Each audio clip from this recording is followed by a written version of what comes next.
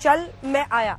ऐसा इसलिए कहना पड़ रहा है क्योंकि देखिए जो परिस्थितियां बन रही हैं उसमें एक के बाद एक, खजुराहो से शुरुआत हुई थी, खजुराहो हो, उसके बाद से आपने देखा सूरत में क्या हाल हुआ, सूरत के बाद ये बताया गया कि जो नामांकन दाखिल किया गया था उसमें जो समर्थक बने थे उनके हस्ताक्षर में दिक्कत थी, और उसके बाद से अब आप पहुंच जाइए सीधा वहां से इंदौर।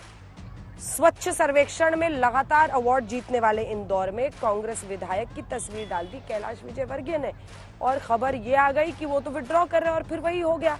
तो अब सवाल यही है कि चाहे वो प्रवक्ता हो, नेता हो, उम्मीदवार हो, सब आखिर 2024 के बीच मतदान में, पहले दूसरे चरण के बीच में अब तीसरे चरण की शुरुआत होने वाली, उससे पहले इंदौर वाले, ये कांग्रेस में इतनी भागम भाग, ये भगदड़ क्यों है?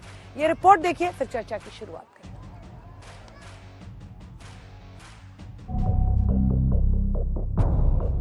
पहले मध्य प्रदेश के खजुराहो से इंडिया गठबंधन की उम्मीदवार का पर्चा खारिज हुआ।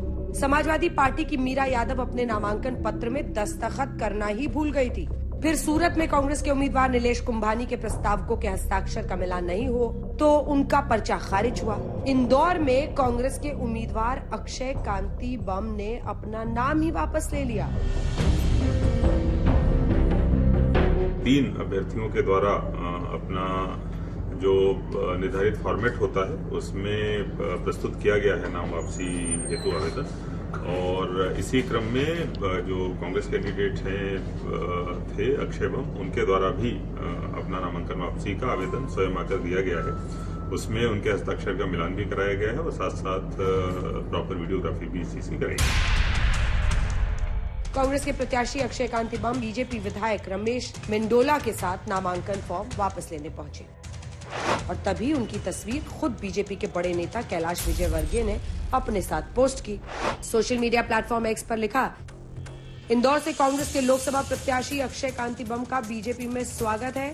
सवाल ये कि इंदौर यानी देश का वो शहर जिसे स्वच्छता में पहला पायदान मिलता है, उसी इंदौर में कांग्रेस का ही प्रत्याशी आखिर क्यों चुनाव में साफ हो गया? क्या प्रेशर बनाया मुझे नहीं पता है। ऐसे तो कोई अपना विड्रॉ नहीं करता है नॉमिनेशन और चला नहीं जाता है। लेकिन एक बात ये सच है कि जब हम बार बार कहते हैं लोकतंत्र का चीरहरण हो रहा है, तो ये लोकतंत्र का चीरहरण है। चीरहरण ये है कि सत्ता में जो सत्तारूढ़ दल है वो डराना, धमकाना, इंटिमिडेट करके लोगों के पर्चे वापसी करा रहा है, लोगों के प्रस्तावकों को डरा धमका रहा है। जब आज कांग्रेस के घोषित प्रत्याशी ने सबके साथ प्रदेश अध्यक्ष की नगरी में फॉर्म जमा किया और आज विड्रॉल के दिन वापस अगर ले लेता है तो अब हम क्या कर सकते हैं? कांग्रेस ने घुटने टेके हैं। कांग्रेस के साथ हमारे मध्य प्रदेश के अंदर समाजवादी पार्टी ने घुटने टेके, वो लड़ना नहीं चाहते हैं, उनमें दम नहीं बचा। कुछ 2-4 हमारे बिना विचारधारा के लोग अभी भी बचे हैं, उनको भाजपा के लोग खरीद कर लेके जा रहे हैं। लेकिन इस बार जनता ने मूड बना दिया है, राम के नकली भक्तों को पहचान लिया है। इस बार उनका सुपड़ा साफ होगा और 400 सीटों का घमंड, जिस प्रकार से राजा रावण का घमंड टूटा था, नरेंद्र मोदी का भी घमंड टूटेगा। कांग्रेस की हालत ये हो गई कि अब उम्मीदवार भी नहीं रहना चाहते।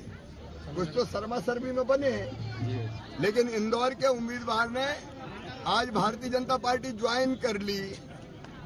अब ये कांग्रेस है कि जिसके उम्मीदवार का भी भरोसा अब कांग्रेस में नहीं है। इंदौर में जो हुआ उसके बाद बीजेपी तो कांग्रेस को घेर ही रही है। कांग्रेस के अपने भी सवाल खड़े कर रहे हैं। मैंने टिकट ताकत से मांगा था कि इससे अच्छा चुनाव लड़ूंगा, मगर पैसे को देखते हुए हमारे कांग्रेस के नेताओं ने टिकट दिया। क्यों दिया उसको?